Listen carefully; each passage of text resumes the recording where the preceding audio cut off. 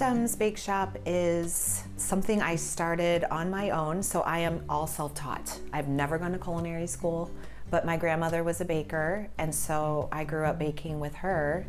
And I have a degree in horticulture, so during the pandemic, I decided, you know what, I kind of want to see what it's like to bake with edible flowers. So that's how it all started. So I started with my cookies and baking edible flowers into the cookies. And then it grew to me making my own jam, to making my own cakes. And what I have found is that making cakes has grown into this passion that it's so creative and so, like, there's so many different ways I can run with it that is now kind of what I focus on. I do so many different parts, but I still use flowers in my baked goods.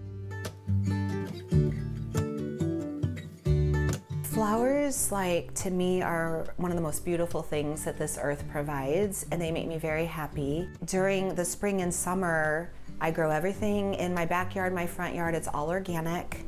And with my cakes, during the season, I will decorate only with my flowers. Now, sometimes when it's out of season, I will have to purchase some flowers, but I try to choose flowers that kind of go with the theme and rhythm of the cake.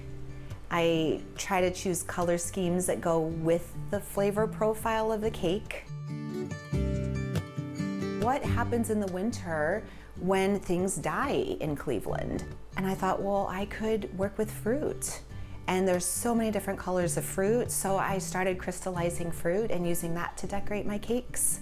And I use a lot of times fruit in my cakes, so it just kind of pairs well.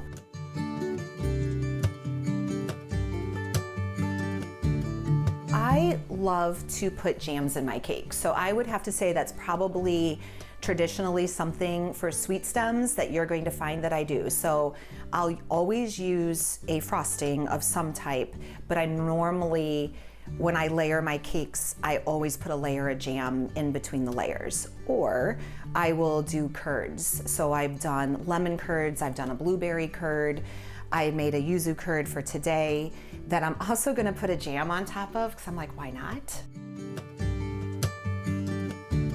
They're personal sized. 2 people easily can share a mini cake. So I'll do 4-inch mini cakes, I'll do 8-inch, 10-inch, 12-inch cakes, I'll do tiered cakes. So I rarely do just one layer cake. I'll do 2 to 3 layers of cake.